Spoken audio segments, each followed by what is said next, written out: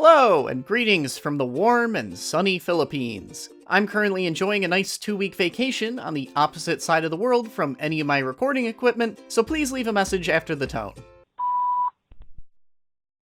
Okay, I'm not leaving you guys completely high and dry. I might not be able to cover the latest and greatest in whatever short games are coming out these 2 weeks, but there's nothing in this half-scribbled design document saying I can't cover older games instead. So for these 2 weeks, we're gonna do something a little bit different and do some retro reviews of games from yesteryear. And this time, I mean that as in literally the game came out last year. Subsurface Circular is a game that's been sitting in my Steam library ever since the last winter sale. Doomed to forever sit on the pile of backlog games I'm totally going to get to, sometime after I retire in 50 years.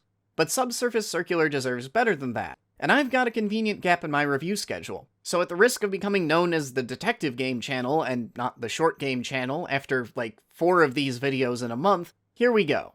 As always, I'm Alex, and this is First 5, where I ask if games are worth your time, not your money. I played a game for 5 hours, and I'm gonna tell you if those were 5 hours well spent. And today, we're back to solving crimes in Subsurface Circular.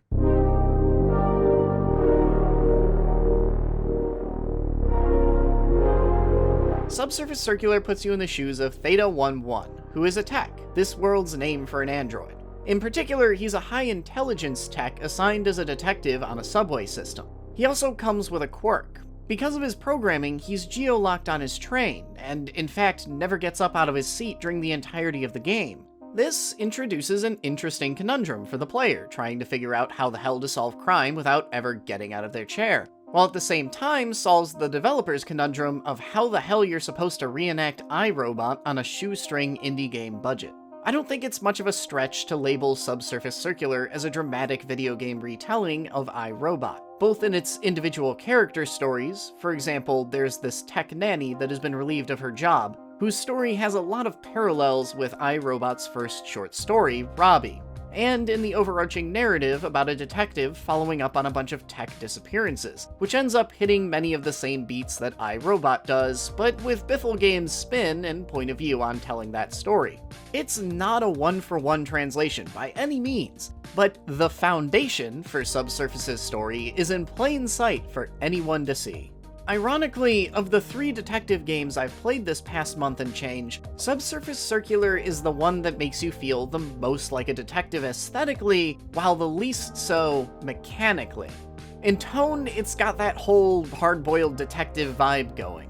The whole thing starts up when you take a job for personal reasons at the plea of one of the common folk, proceeds with you getting in way over your head riding the edge of the law, and most of your dialogue choices typically fall between gruff, sardonic detective archetype A and polite, well-adjusted human being. Mechanically, meanwhile, those choices are all leading to the same place. Subsurface Circular's main form of play is its dialogue system, but that dialogue system quickly starts feeling as railroaded as your subway line, with most conversations being puzzles to figure out what order you're supposed to say things in rather than challenges of deduction. But those conversations are still an absolute joy to read through. From the hilarious one-sided conversations you can have with robots listening to music, to a fast-talking advertisement robot that makes every conversation topic a TV commercial for its product. Outside of conversations, you'll get the occasional formal puzzle handed out to you. They're kind of shoehorned in, honestly, in an attempt to give you something to do so that the game doesn't get labeled a sitting simulator or something. These 2 or 3 puzzles are complex, but not difficult, meaning in order to solve them, you're definitely going to have to break out the pen and paper to keep it all in your head, but once you get all the information lined up, the answer becomes obvious.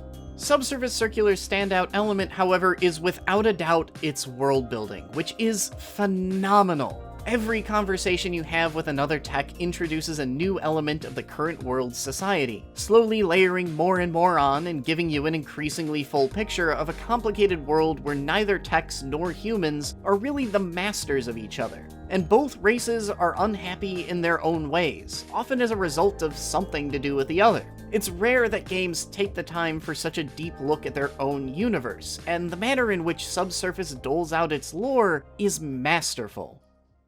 So what do you get out of 5 hours with Subsurface Circular?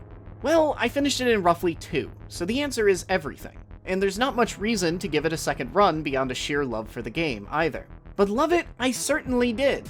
Subsurface Circular's world is realized to a degree that is incredibly rare in this medium, almost feeling more akin to the science fiction novels that inspire it than other video games. If you're only here for mechanics that click, you won't find much here, but this is a unique experience well worth sitting down and playing through.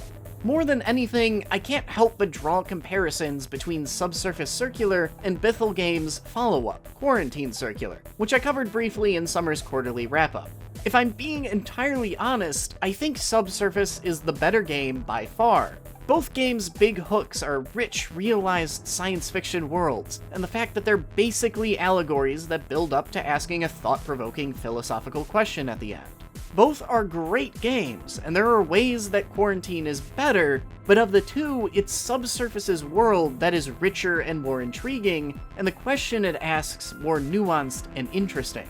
And considering Quarantine already ended up on a recommendation list of mine 6 months ago, you can sure as hell bet that this one's worth it too.